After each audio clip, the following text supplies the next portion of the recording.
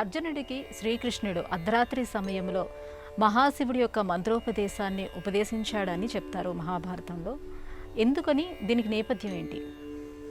నేపథ్యం ఏమిటి అన్నప్పుడు, భీష్ముడి ప్రతాపం చూచి అర్జునుడు వ్యాకుల పడుతున్నాడు. యుద్ధంలో విజయం సంపాదించడం దురవగాహంగా మారింది. ఏం చేస్తే ఈ భీష్ముడిని నేను నియంత్రించగలను? ఒకవైపు భీష్ముడు, మరొక వైపు ద్రోణుడు, కృపాచార్యులు, అశ్వత్థామ, మరణం లేనటువంటి ఈ మహావీరులంతా కూడా చెలరేగిపోతూ ఉండేటటువంటి నేపథ్యంలో నాకు సహాయం ఎవరు అంటూ అర్జునుడు కొంత మానసిక బాధకు గురికాగా, పరమేశ్వరుడు ఆ అర్జునునకు 13వ రోజున శివమంత్రాన్ని ప్రబోధించినట్లుగా మహాభారతం వివరిస్తుంది.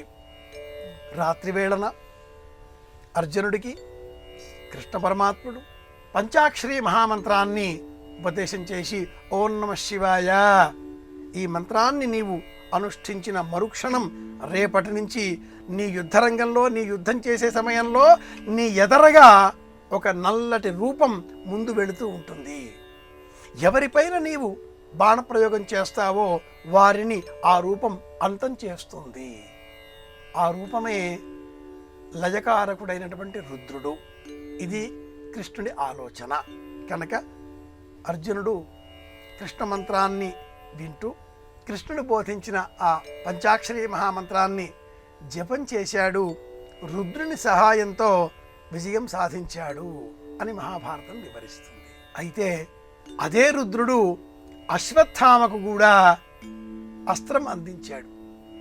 అపాండవం చేస్తాను అన్న ఆ మాటను నిజం చేయడం కోసం ఉపపాండవులను, దృష్టద్యుమ్నుడిని యుద్ధరంగంలో మరణించకుండా మిగిలిన పాండవ పక్షంలో ఉండేటటువంటి వీరులందరినీ కూడా అంతం చేసేటటువంటి శక్తి రుద్రుని కారణంగా అశ్వత్థామకు లభించింది. శివుడైనా కేశవుడైనా దైవం అనే అంశతో స్వీకరించినప్పుడు యుగధర్మాన్ని అనుసరించి ద్వాపర యుగం చివరిగా వచ్చేటటువంటి నేపథ్యంలో జరిగిన మహాసంగ్రామం ఇది. ఈ సంగ్రామంలో ఎవరూ మిగలకూడదు అని కృష్ణ సంకల్పం.